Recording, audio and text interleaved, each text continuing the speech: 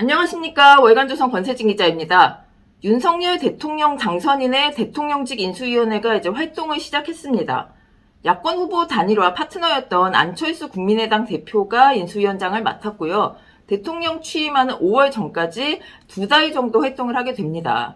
지난 대선은 탄핵으로 이제 급하게 치러지는 바람에 문재인 대통령은 인수위원회가 없이 당선 직후 바로 대통령직에 취임을 했습니다. 그러니까 인수위원회 활동은 박근혜 정부 2012년 이후 10년 만에 지금 이뤄지게 됩니다. 그동안 인수위가 참 우여곡절이 많았죠. 좋은 소리를 잘 못 들었습니다. 그리고 끝나고 백서 마련했는데 백서 제대로 읽어보는 사람도 없었고, 사실 이게 정권이 이렇게 교체가 될 때마다 거기서 이제 자리 다툼도 어마어마하게 심했고, 기자들은 거기서 특종 하나 이제 건져보겠다고 굉장히 확인되지 않은 이야기들을 이것저것 보도를 하다 보니까 굉장히 시행착오가 심했습니다. 그래서 좀 깔끔하게 출발을 하는 이런 정권이 그닥 없지 않았나 이런 생각이 드는데요. 사실 이 인수위 역사가 그렇게 오래되지 않았습니다. 군사정권 시절에는 인수위라는 게 아예 없었죠. 그러니까 직선제 개헌 6.29 이후 이제 육공화국 이제 헌법이 생기고 나서부터 대통령직 인수위원회가 공식적으로 생기게 됩니다. 이제 월간조선이 과거 인수위에 계속 참여했던 인사들, 정권별로 심층 인터뷰를 해서 별책 부록을 낸 적이 있는데요.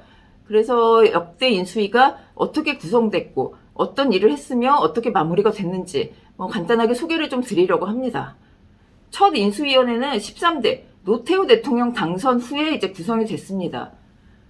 사실 직선제 개헌이 되기 전에 이제 전두환 대통령 그리고 그 다음에 노태우 대통령 인수인계 과정에 이제 얼마나 긴장감이 컸겠느냐 이게 좀 짐작이 가죠. 이름도 인수위원회를 만들어야 되는데 정권 눈치를 보느라 취임준비위원회라는 이름으로 생겼습니다. 전두환 대통령 눈치 볼 수밖에 없는 상황이었기 때문이었죠.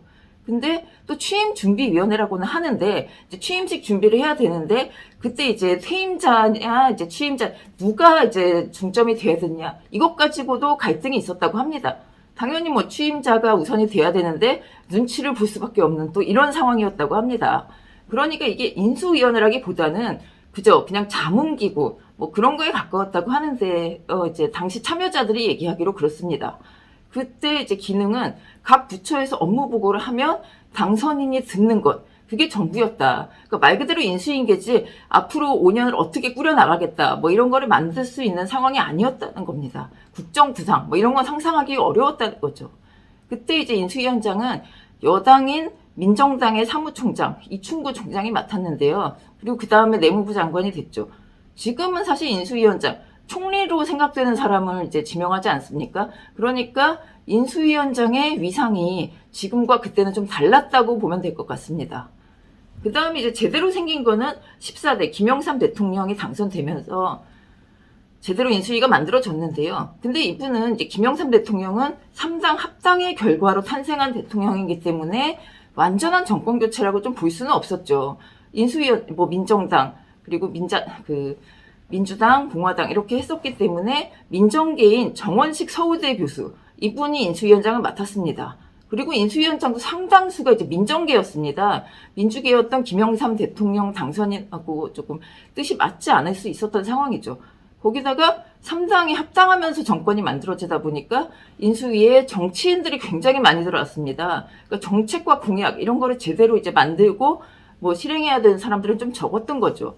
그러니까 이 정치인들이 막 몰려오니까 점령군, 그러니까 저번 정권에 대해서 그리고 그 정부에 대해서 막 이렇게 잔소리 많이 하고 이런 좀 행태를 보였다는 비판 많이 받았습니다. 그래도 이제 이때 인수위를 좀 긍정적으로 평가할 수 있는 것은 이 인수위에서 문민정부라는 단어가 탄생을 했습니다. 그리고 군정을 종식하겠다. 이런 정신, 새 정부의 정신을 각 부처에 불어넣은 것으로 좀 평가가 되고 있습니다. 15대 이제 김대중 대통령이 당선되면서 최초로 이제 진정한 정권 교체가 좀 이뤄졌죠.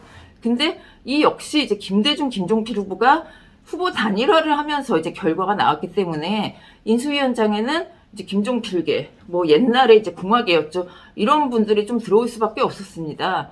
그리고 위원장도 이종찬 인수위원장 이분이 하게 됐죠. 그리고 이제 좀 어려웠던 것은 최초의 정권 교체다 보니까 인수위원들 힘이 들 수밖에 없었을 겁니다. 일부 공무원들은 굉장히 비협조적이었고 당시 또 IMF 외환위기 직후였죠. 그러니까 정부의 기능이 굉장히 좀 약해져 있는 상태였다고 합니다. 공무원들이 막 문서 그냥 폐기해버린 경우도 굉장히 많았다고 해요. 그러니까 인수위와 부처 갈등이 있었겠고, 그러니까 인수위가 고압적이다 이런 비판도 굉장히 많이 나왔습니다. 그리고 점령군이다. 언제나 점령군이란 얘기 나오지만 이때도 이제 정부의 이제 갈등 이런 게 굉장히 많이 있었던 것 같습니다. 그 다음 이제 16대 노무현 대통령이 이제 당선이 되면서 인수위에 정치인을 최대한 배제를 하려고 합니다. 이분이 이제 민주당 쪽에서 사실 굉장히 메인이 아니었기 때문에 그쪽 정치인들을 많이 데려오기보다는 이제 실용적인 실제로 뭘 해야 될 사람들을 많이 넣으려고 한 것 같습니다. 그러니까 임채정 인수위원장 빼면 그 인수위에 현역 국회의원이 없었다고 합니다. 그리고 교수와 학자 이런 분들을 많이 배치를 했죠. 그러니까 당내에서는 불만이 굉장히 많이 나왔다고 합니다. 특히 이제 인수위 내에서는 또 내가 다음 정권에 이번 정권이죠. 요직에 들어갈 것이다. 이런 생각들을 좀 하다 보니까 인수위 활동을 국정감사 정도로 정부 이렇게 계속 지적하고 이런 식으로 하는 사람들이 꽤 있었다고 합니다. 인수위원, 전문위원 이런 사람들이 막 큰 소리를 내다 보니까 막 다듬어지지 않은 아이디어, 아직 실현 가능성 없는 아이디어를 막 기자들 앞에서 얘기하기도 하고 또 신중하지 못한 발언 이런 것도 많이 하는 바람에 이제 거기다가 언론도 막 치열하게 취재 경쟁에 나서다 보니까 많은 사연이 좀 있었던 것 같습니다. 그래서 좀 좋은 소리를 듣지는 못했죠. 그 다음에 이제 10년 만에 정권 교체가 돼서 17대 이명박 대통령이 당선된 후에 구성된 인수위원회. 여태까지 쌓여왔던 그런 문제점들이 다 좀 여기서 드러난 것이 아닌가 싶습니다. 10년 만에 정권 교체됐고 최초의 여성 인수위원장이 탄생을 했습니다. 그 인수위원장 이경숙 숙명여대 총장이었는데요. 이분이 왜 임명이 됐냐면 이명박 당선인과 좀 인생 철학, 업무하는 철학이 좀 비슷한 사람이었습니다. 독실한 기독교인이기도 했고 부지런히 시간을 아껴서 새벽부터 일하는 이런 얼리버드 이런 좀 코드가 좀 비슷했던 사람이었죠. 그런데 이제 비정치인인 그 위원장하고 정치인인 부위원장, 인수위 부위원장, 그때 이제 김영호 전 국회의장입니다. 이 두 분이 좀 의견이 많이 달랐던 것 같습니다. 근데 이 두 분이 의견이 다른 건 둘째치고 그 다음에 정치인들 중에서도 권력 다툼이 어마어마했다고 하죠. 근데 이게 어쩔 수 없는 게 들어보니 대선이 2007년 12월이었고 총선이 2008년 4월이었습니다. 그러니까 정치인들이 총선, 자기 정치에 관심이 많을 수밖에 없었던 상황이었죠.